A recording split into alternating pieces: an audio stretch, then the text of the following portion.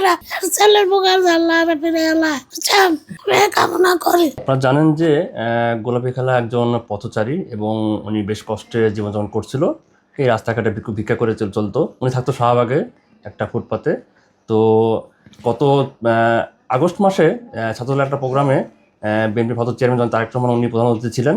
ওই সময় ওনার একটা বক্তব্য বাইরে একটা টেলিভিশনে উনি গোলাপী খালা খুব মনোযোগ দিয়ে শুনছিলেন এবং এই নিউজটা আপনাদের কালের কণ্ঠের মাধ্যমে যখন প্রচারিত হয় তখন বিএনপি ভারতের চেয়ারম্যান তারেক রহমান উনি এই নিউজটা দেখে আমাদের কাছে পাঠিয়েছিলেন এবং আমরা বিএনপি আহ্বায়ক আতিকুর রহমান রুমন ভাইয়ের পরামর্শে এবং পরিকল্পনায় আমরা গোলাপী খালাকে আমরা গুলশান অফিসে ডেকে পাঠাই এবং তাকে চিকিৎসার জন্য কিছুটা আর্থিক সহায়তা দেয় এবং তার চিকিৎসার দায়িত্ব নেই।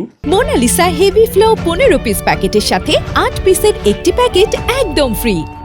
তার প্রেক্ষিতে আমরা গত প্রায় 3.5 মাস যাবত তার চিকিৎসা চালাই এবং তার গলায় একটা বড় একটা টিউমার ছিল, যেটা অনেক টেস্ট করার পরে তার সেই টিউমারটা অপারেশন করা হয় এবং এখনও তিনি মোটামুটি সুস্থ।